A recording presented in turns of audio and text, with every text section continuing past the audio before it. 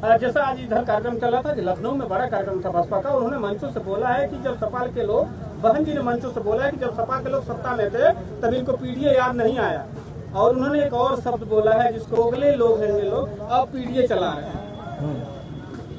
तो ज्यादा कुछ तो नहीं कहूँगा, बस इतना ही कहूँगा आपको समझने के लिए और लोगों को समझने के लिए।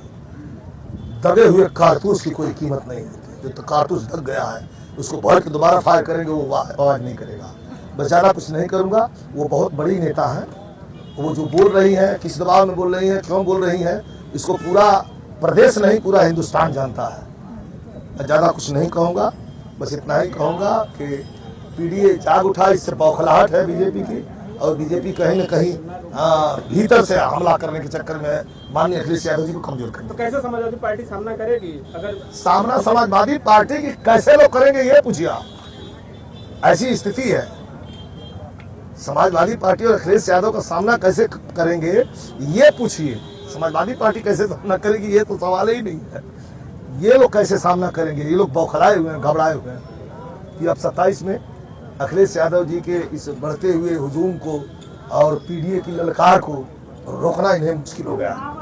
भोजपुरी से एक सवाल कर ही लेते हैं सर, पवन सिंह और ज्योति सिंह का लेकर के विवाद चल रहा है, ये उनका पारिवारिक मसला है, इसमें हमारा बोलना कोई ठीक नहीं। बस एक बात कहूँगा कि उनके पिता भी कह रहे थे कि मैं ये कर दिया, वो भी कह रही थी ये कर दिया। बस एक ही सवाल, एक का जवाब आपके कही दूंगा कि पवन सिंह के कैरेक्टर के विषय में, पवन सिंह के विषय में, पवन सिंह के बैकग्राउंड के विषय में सब जानकारी आपको होते हुए आपने क्यों ऐसे हाथ डाला भाई?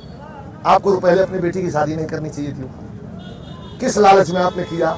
जब आप कर दिए शादी तो फिर अब चिल्ला चिल्ली किस बात की? ये कोई नई बात तो नहीं है, ये चौथी है। अरे एक होती दो होती तो चलता, ये चौथी है। तो जैसे 2-3 गाय वैसे चौथी गाय।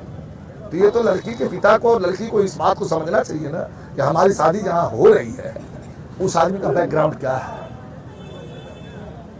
हाल ही में वो बीजेपी ज्वाइन किए हैं, उस पर क्या प्रतिक्रिया? बीजेपी ज्वाइन ना करें तो जेल में ना चल जाएगा, डर भी तो है। तो बचने के लिए वो बीजेपी बस आप समझे, कम कहो ज्यादा समझ लीजिए। मुंह में उंगली डाल के जबरदस्ती मत खोलवाइए। थोड़ा कह रहा हूँ उसको ज्यादा समझ लीजिए।